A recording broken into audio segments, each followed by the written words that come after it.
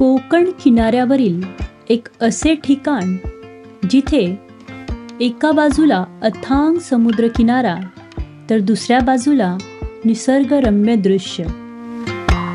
आपल्या मनात कोरलेले समुद्र आणि निसर्गाचे दृश्य तुम्हाला इथे पाहायला मिळेल आणि त्यात अजून भर टाकते इथली ॲडव्हेंचर ॲक्टिव्हिटीज.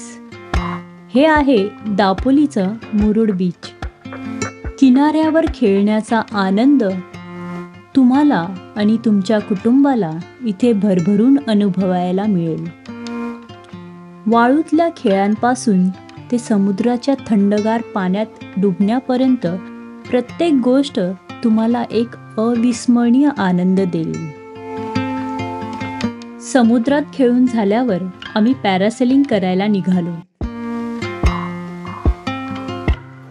आत्ता आम्ही मुरुड बीचवरून पॅरासेलिंगसाठी आलो आहे. आम्हाला बनाना राईड या बोटवर आणलं आहे. तिथून आम्ही आता पॅरासेलिंग करतो. तर आमचा पॅरासेलिंगचा एक्सपिरियन्स कसा असेल तर बघूया पुढे. आता आम्ही स्टार्ट करणार आहे.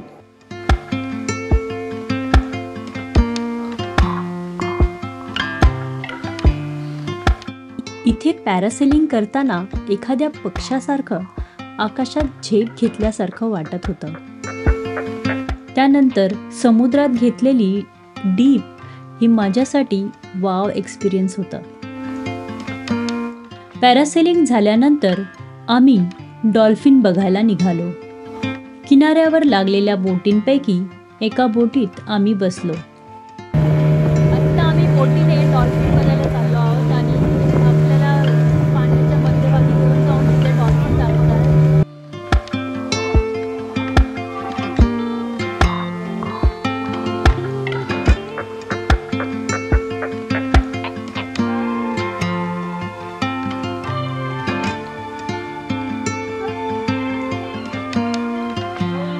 जशी आमची बोट समुद्रात पोचली आमचं एक्साइटमेंट वाढत होतं. मध्यभागी पोचल्यावर लांबून आम्हाला डॉल्फिन जम्प करताना दिसू लागल्या.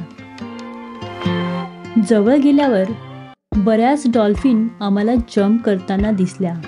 एवढ्या जवळून डॉल्फिनला बघितल्यावर क्षणभर सगळं विसरायला होतं.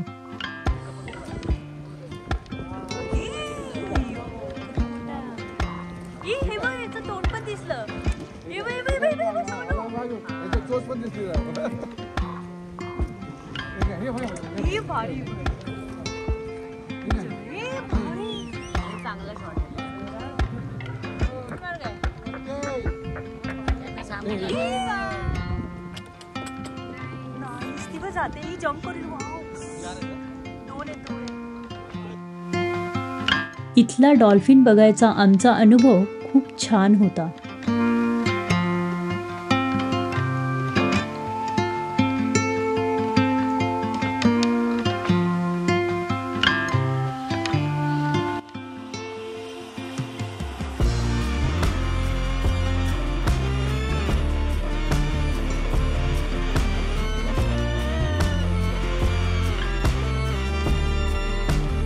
डॉल्फिन बघून झाल्यावर आम्ही पुन्हा मुरुड बीचवर येताना समुद्र किनाऱ्यावर पक्ष्यांचा थवा समुद्रात बसलेला आम्ही पाहिला.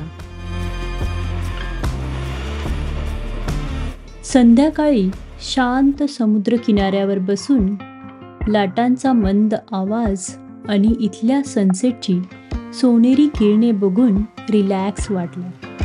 समुद्रकिनारी फिरल्यानंतर जेवणासाठी आम्ही हॉटेलवर गेलो. इथला कोकणी खाद्यपदार्थ चखायला विसरू नका.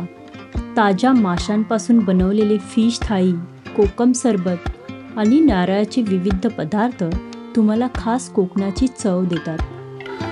दुसऱ्या दिवशी आम्ही मुरुड बीचवरून हरिहरेश्वरच्या प्रवासाला निघालो. हरिहरेश्वर जाण्यासाठी आम्ही वेशवी जेट्टीकडे आलो.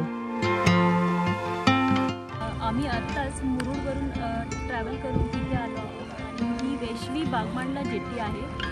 मुरुडवरून ट्रॅव्हल करून जवळजवळ 1.5 तास आम्ही ट्रॅव्हल करून तिथे आलो आहोत. तर आम्ही आता इथून हरिहरेश्वरला जाणार आहेत. हरिहरेश्वरला जाण्यासाठी ही वेशवी बागमांडला जेट्टी ही प्रत्येक तासाला असते. तर इथे 10 वाजेपर्यंत असते ही जेट्टी. आता आम्ही 5ची जेट्टी पकडणार आहे.